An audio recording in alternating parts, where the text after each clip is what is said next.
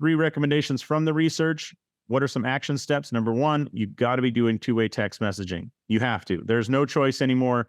I think this is like moving to a paperless office. It's just what is required now. And think about it. How do you communicate with 99% of the people who matter in your life, right? Do you send a lot of emails to your family, or instead are you sending text messages?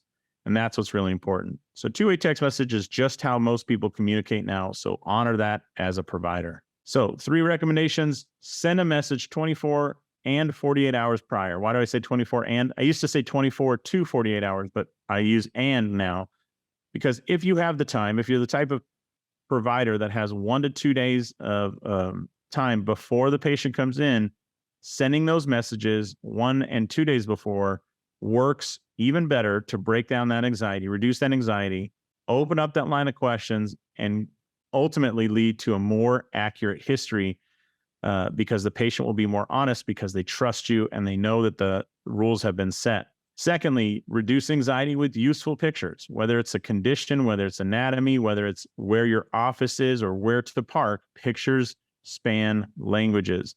So it helps people feel more comfortable. Plus, you can reduce the anxiety by just showing them a picture of, for example, what does your office look like? So when they pull in the parking lot, they know which one it is. Or you could have a picture of who they will meet at the front desk. Or if you have a very large office with 6 or 7 providers, where should they go to when they first walk in the building? Where should they go? Sometimes there's a certain new patient reception area. Sometimes you want them to meet with a certain employee.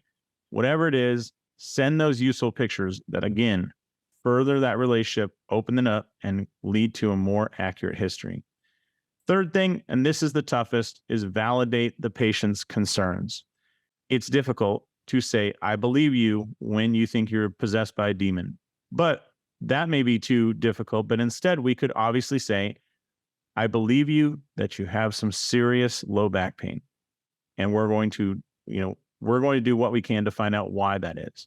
Whatever they have, it's important that you pair it back to them, that exact language they used. If they say, I have burning, say, I'm sorry, or I believe you that you have burning in your spine. If they say ants crawling on them, parrot that back in that exact language. It shows them 2 things. Number 1, it validates them that they're not crazy.